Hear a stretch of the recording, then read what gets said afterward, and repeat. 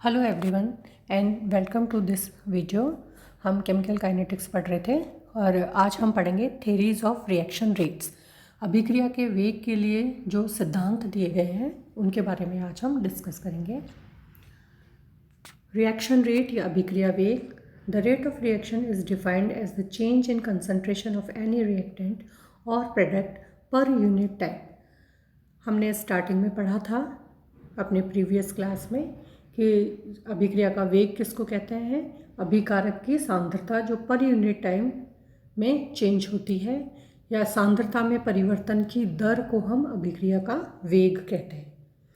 Rate of reaction is rate of disappearance of A or the rate of appearance of B. और जो अभिक्रिया का वेग है उसको हम अभिकारक के संदर्भ में भी लिख सकते हैं और उत्पाद के संदर्भ में भी लिख सकते हैं। अगर हम उसको अभिकारक के संदर्भ में लिखेंगे तो ये होगा रेट ऑफ डिसअपियरेंस ऑफ ए, मतलब ए के विलुप्त होने की दर। और अगर हम उत्पाद के संदर्भ में लिखेंगे then it is rate of appearance of B या उत्पाद के बनने की दर। यहाँ तक हमने अपने पिछले लेक्चर में पढ़ लिया था।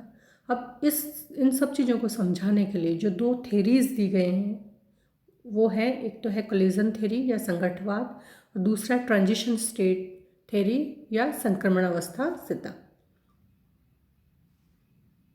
अब सबसे पहले हम पढ़ते हैं collision theory. According to this theory the molecules of reactants are assumed to be hard spheres and reactions are assumed to only when these hard spheres or molecules collide with each other। अब इस सिद्धांत में जो सबसे पहले बात मानी गई वो क्या मानी गई कि हमने ये माना कि जो अणु हैं वो ठोस गोले के रूप में है, हार्ड स्फीयर्स के रूप में है। और कोई भी अभिक्रिया कब होती है? जब ये हार्ड स्फीयर्स या अणु एक दूसरे के साथ टकराते हैं।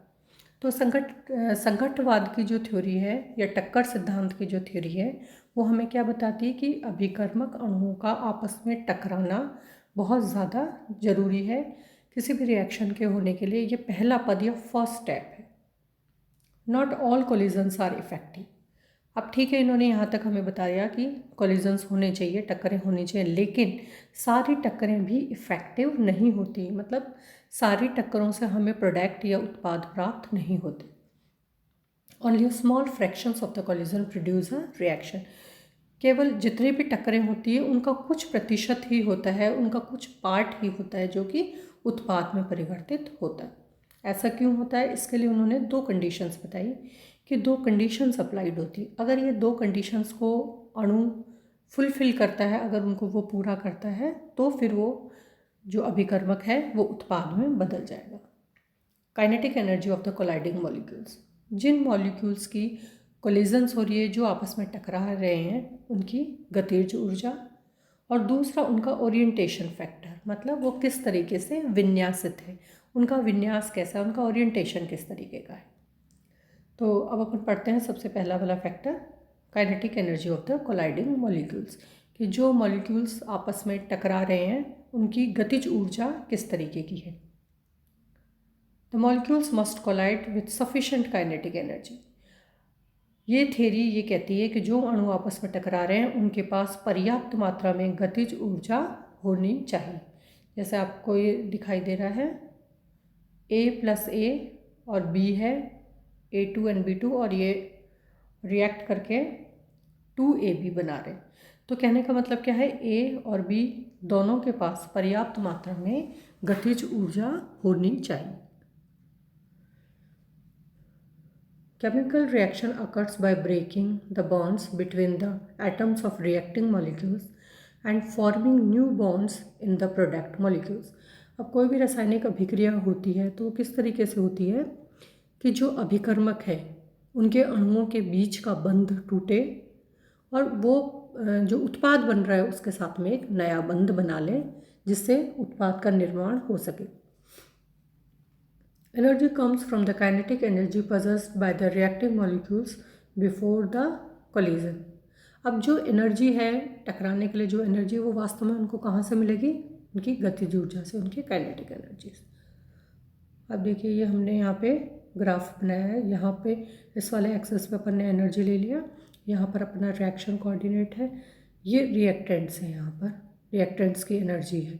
रिएक्टेंट क्या है हमारे पास, ए और बी। अब देखिए ए और ए के बीच में एक बॉन्ड बना हुआ है, तो जब तक ये बॉन्ड नहीं टूटेगा, और बी और बी के जो बीच में जो बॉन्ड है, जब तक वो बॉन्ड नहीं टूटेगा, मतलब जब तक ए और बी दोनों फ्री नहीं हो जाएंगे, वो नया ए और बी बॉन्ड नहीं बना पाएंगे। इसलिए हम क्या कह रहे हैं, हम ये कह रहे हैं कि पहले अणुओं के बीच में बॉन्ड टूटेंगे और फिर उससे नए बॉन्ड बनेंगे। यहाँ पर जाकर के हमारा प्रोडक्ट बन रहा है 2AB। तो रिएक्टेंट की एनर्जी स्केल पे यहाँ है और प्रोडक्ट की एनर्जी स्केल पे इस जगह पे, और ये जो बीच में आपको दिख रहा है इसको हम क्या बोलेंगे, एनर्जी बैरियर। मतलब यहाँ से यहाँ तक आने के लिए अणुओं को इस बैरियर को, इस ये जो ऊर्जा वाला बैरियर है इसको क्रॉस करना पड़ेगा, और इस एनर्जी को क्रॉस करने के लिए उसको क्या चाहिए, उसको गतिज ऊर्जा चाहिए। Activation energy. Activation energy is the minimum energy necessary to cause the collision between the reacting molecules. और वो निम्नतम ऊर्जा अणुओं को चाहिए जिससे कि वो प्रोडक्ट में चेंज हो सके, उसको हम क्या कहते हैं, उसकी सक्रियण ऊर्जा या फिर activation energy. Molecules with kinetic energy greater than the activation energy are able to get over the energy barrier and react, and they have effective collisions. अब हम एक बार फिर से इसको देखते हैं। ये आपको दिख रही है एक्टिवेशन एनर्जी। अब अगर इस अणु के पास यहाँ इससे ज़्यादा एनर्जी है तो ये इसको क्रॉस कर जाएगा और हमको प्रोडक्ट का निर्माण हो जाएगा। लेकिन अगर मान लीजिए किसी अणु के पास सिर्फ इतनी सी एनर्जी है, काइनेटिक एनर्जी है, तो वो इस बैरियर को क्रॉस नहीं कर पाएगा। और हमको क्या करना है, हमको यहाँ से यहाँ आना है, इसके लिए इसको क्रॉस करना जरूरी। और वो मिनिमम एनर्जी जो इस क्रॉसिंग के लिए ज़रूरी है वो क्या कहलाती है, activation energy. Molecules colliding with kinetic energy less than activation energy fail to get over the barrier. The collision between them are unproductive and the molecules simply bounce off one another, that is ineffective collisions. लेकिन अगर मान लीजिए हम ये देख रहे हैं यहाँ पर किसी अणु के पास में एनर्जी इससे कम है, यहाँ तक की एनर्जी है, तो यहाँ चाहे ये आपस में कितना भी कोलिजन कर ले, कितना भी एक दूसरे से टकरा लें, यहाँ पर हमें प्रोडक्ट प्राप्त नहीं हो पाएगा। एनर्जी कितनी चाहिए, मिनिमम। पहली शर्त क्या है, इनके पास इतनी काइनेटिक एनर्जी हो ए और बी के पास कि इस बैरियर को, एनर्जी बैरियर को वो क्रॉस कर पाए। और अगर ऐसा नहीं होगा तो वो जो इनके कॉलिजन्स हैं, इनकी जो टक्कर है वो कैसी कहलाएगी, इनइफेक्टिव कॉलिजन्स कहलाएगी। अब ये तो बात हो गई गतिज ऊर्जा की या काइनेटिक एनर्जी का। दूसरा फैक्टर क्या था, ओरिएंटेशन या विन्यास। The molecule must collide with correct orientation. अब हम कह रहे हैं कि अणुओं के पास मान लीजिए गतिज ऊर्जा भी पर्याप्त मात्रा में है, लेकिन हमारी दूसरी शर्त क्या है, उत्पाद से अभिकर्मक से उत्पाद बनने की, कि उनका विन्यास भी सही होना चाहिए। जब वो एक दूसरे से टकराएं तो उनका विन्यास बिल्कुल सही होना चाहिए।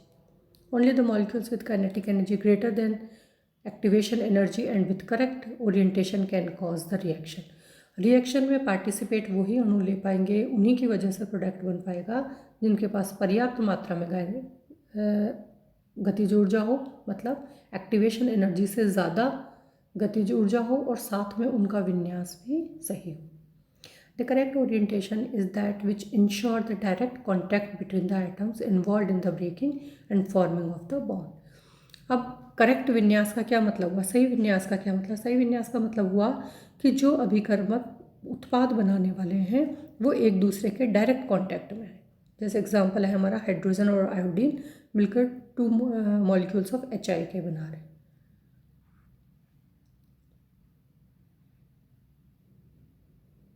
अब देखिए ये इन्होंने बताया hydrogen and iodine molecular approach, bond formation हो गया और HIK 2 मॉलिक्यूल्स मिल गए। अब यहाँ पर हाइड्रोजन आयोडीन, अगर आपके मॉलिक्यूल की अप्रोच इस तरीके से, हमें बॉन्ड किसके बीच में बनाना है, H और I के बीच में, तो H और I में कांटेक्ट भी तो होना चाहिए। अब यहाँ वाला जो हाइड्रोजन है और ये जो आयोडीन है, इनके साथ में कोई कांटेक्ट ही नहीं है, तो HI कैसे बन पाएगा। ठीक है, तो ये ओरिएंटेशन बिल्कुल सही है, ये वाला देखिए, इसमें HI हाइड्रोजन और आयोडीन दोनों के बीच में एक दूसरे से कांटेक्ट है, HI का मॉलिक्यूल बन गया। इस हाइड्रोजन और इस आयोडीन में कांटेक्ट है, बॉन्ड बना दोनों के बीच में और HI का मॉलिक्यूल मिल गया, तो 2 मॉलिक्यूल्स ऑफ HI हमको मिल गए। लेकिन यहाँ पर फिर अब अपन कैसे बनाएंगे? ये हाइड्रोजन तो हाइड्रोजन के कांटेक्ट में है, ये हाइड्रोजन किसी भी तरीके से आयोडीन के कांटेक्ट में है ही नहीं, तो ये HI कैसे बना पाएगा? तो ये अगर गलत ओरिएंटेशन है तो उससे फिर प्रोडक्ट नहीं बन पाएंगे।